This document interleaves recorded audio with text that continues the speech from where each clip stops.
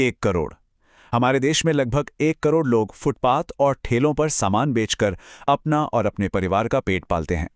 ये सिर्फ एक आंकड़ा नहीं है, ये 1 करोड़ जिंदगियां हैं, एक पूरी की पूरी अर्थव्यवस्था है जिसे हम अक्सर देखकर भी नजरअंदाज कर देते हैं। लेकिन अच्छी बात यह है कि अब चीजें थोड़ी बदल रही हैं। कई संस्थाओं की कोशिशों के बाद अब सड़क पर सामान बेचने को आजीविका के अधिकार के तौर पर देखा जा रहा है। सरकार भी ऐसे कानून बनाने पर सोच रही है जिससे इन लोगों को काम करने के लिए एक पक्की जगह मिल सके। चलिए अब इस सड़क की धूल मिट्टी से निकलकर चलते हैं एक ऐसी जगह जहां एसी की ठंडी हवा है और शीशे के चमकते दरवाजे हैं। इसी शहर में एक बिल्कुल अलग दुनिया, एक बड़े शोरूम के अंदर जहां काम और जिंदगी के मायने ही बदल जाते हैं।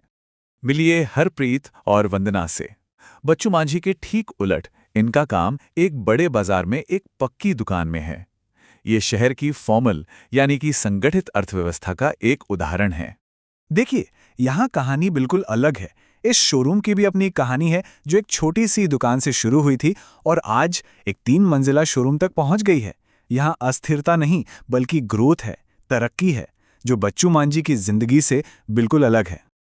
ये कामयाबी अचानक नहीं मिली, इसके पीछे सही प्लानिंग है, एक सिस्टम है। वो देश विदेश से माल मंगवाते हैं, उसका विज्ञापन करते हैं और अपने यहाँ लोगों को नौकरी भी देते हैं। इसी सिस्टम की वजह से उन्हें वो आर्थिक सुरक्षा मिली जिससे वो अपनी कार और फ्लैट जैसे सपने पूरे कर पाए। एक ऐसी सुरक्षा जो बच्चू मांझी जैसे लाखों लोगों के लिए आज भी एक सपना ही है। तो अब हमारे पास एक ही शहर की 2 तस्वीरें हैं, 2 कहानियां हैं, एक बच्चू मांझी की, दूसरी हरप्रीत और वंदना की। चलिए अब इन दोनों को आमने सामने रखकर इस फर्क को और साफ साफ समझते हैं। ये स्लाइड इस फर्क को आईने की तरह साफ कर देती है। एक तरफ बच्चू मांझी हैं, कोई काम की सिक्योरिटी नहीं, कमाई का कोई भरोसा नहीं और रहने के लिए दोस्तों के साथ एक किराए का कमरा। और दूसरी तरफ हरप्रीत और वंदना, काम की पूरी सिक्योरिटी, बढ़ती हुई इनकम और एक सोसाइटी में अपना फ्लैट। ये एक ही शहर में बसने वाली 2 बिल्कुल अलग दुनियाओं की हकीकत है। तो सवाल आखिर में यही उठता है। हम कहते हैं कि शहर मौकों का शहर है, पर क्या ये मौके सबके लिए बराबर हैं?